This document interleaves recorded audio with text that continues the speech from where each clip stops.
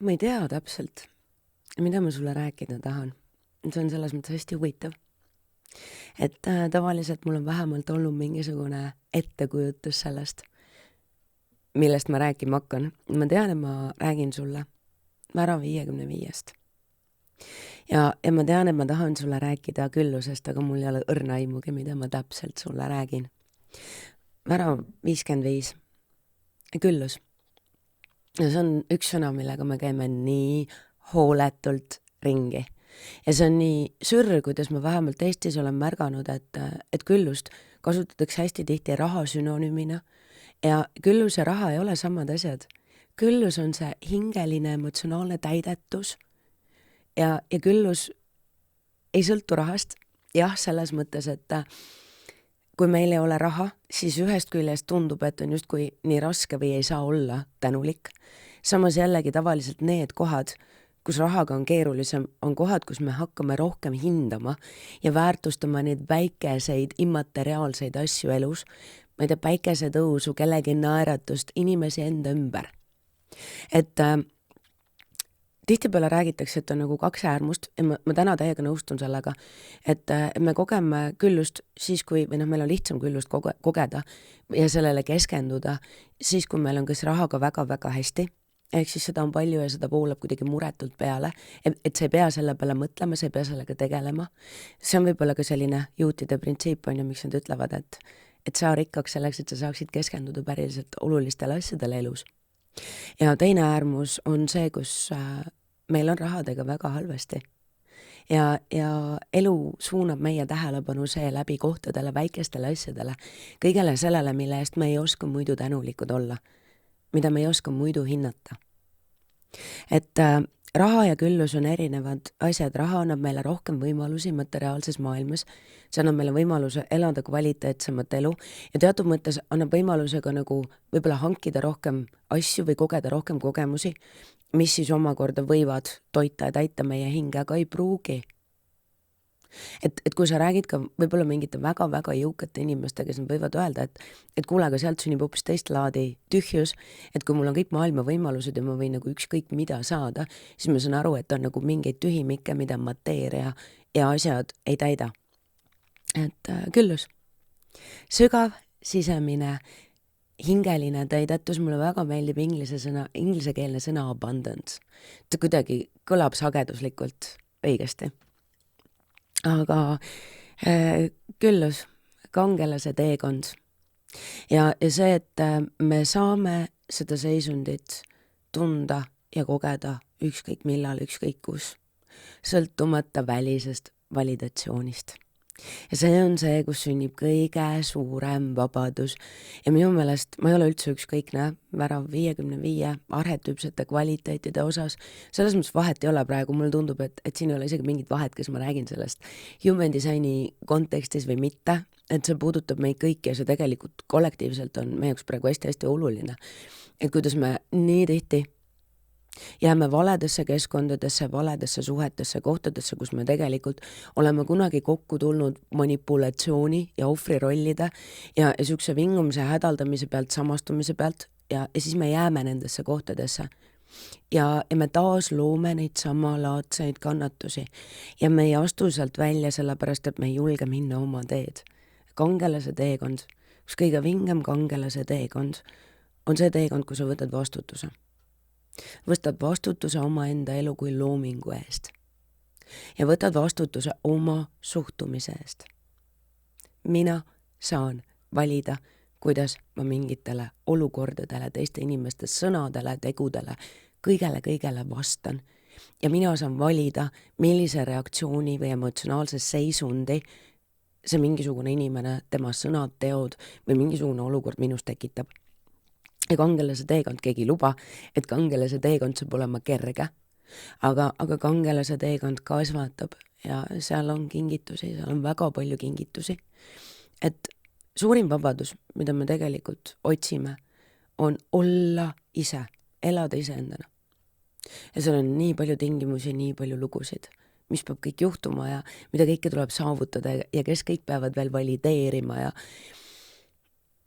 tegelikult on see vabaks laskmise teekond selles mõttes, et ennast orjastades võib saada küll orjapidajaks, aga vabaks ei saa.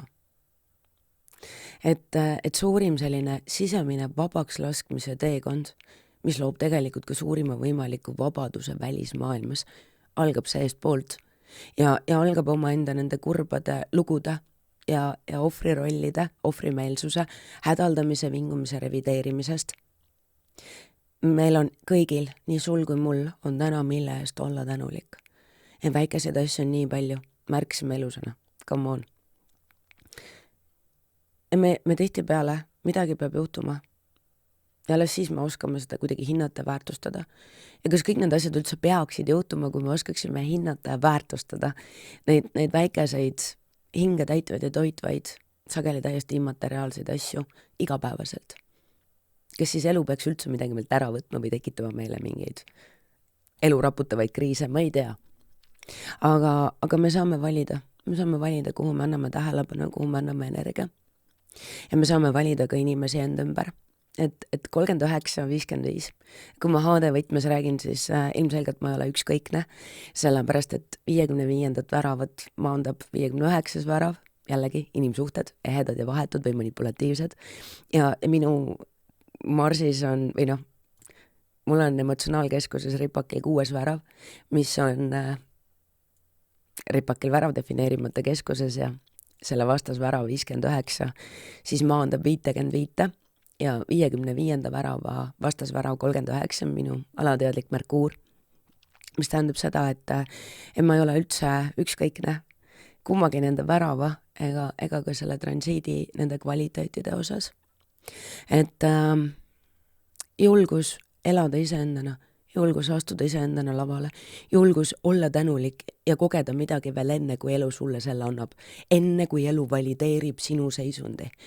Minu meelest see on üks suurimaid julguseid ja see on üks suurimaid kangelastegusid ja väga kangelaslik on tegelikult, Kiili teekond on ka vanast sellisest sopasest ja sogasest pimedast sügavikust välja tulla ja tulla välja selle puhtalt sisemise tunde pealt ja teha läbi see tohutu muutus, et sa kasutad ära nagu, sisuliselt töötad läbi kogu selle emotsionaalse veelemendi, kõik need emotsionaalsed teemad, traumad, draamad ja sa teed läbi selle taassünni.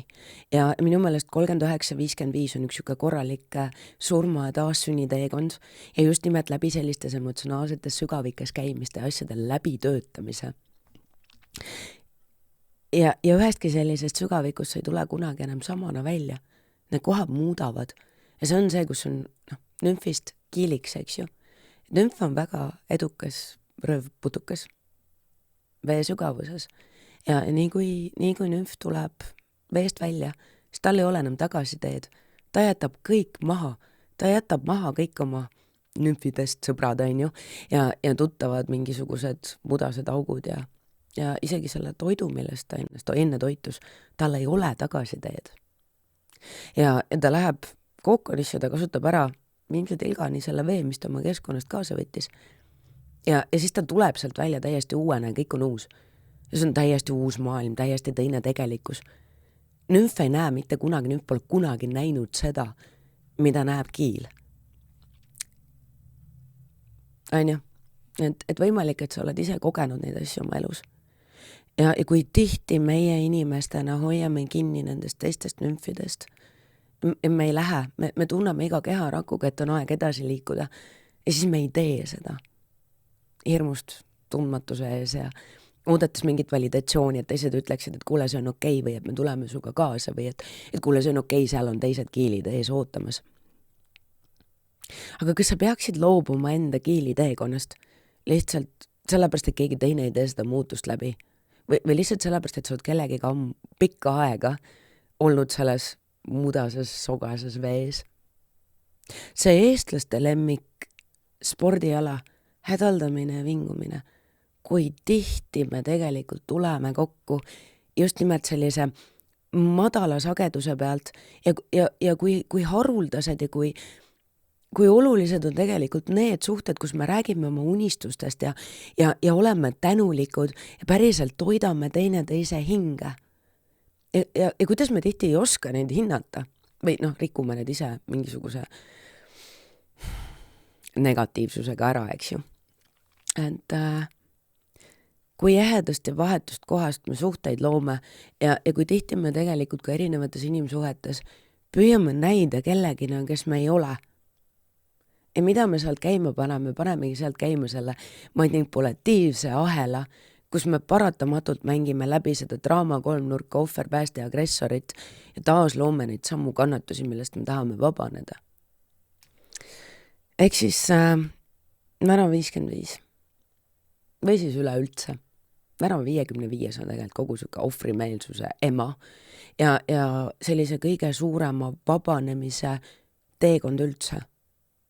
Et lahti laskmine oma emotsionaalsest koormast, oma mineviku lugudest, enda asjade läbi töötamine, iseenda ületamine, kasvamine, iseenda järk-järgult vabastamine, kõige selle maha koorimine, mida tegelikult ühiskond ja su esivanemad on sulle sinu kohta rääkinud, elu kohta rääkinud ja selle kohta rääkinud, mis on võimalik ja kuidas on võimalik. Kui vähegi miski sellest, mida ma suga jagasin, ja ega ma tegelikult täpselt ei tea, mida ma suga nüüd siin jaganud olen või kui kaua ma suga seda jaganud olen, aga tundus kuidagi nagu hästi oluline.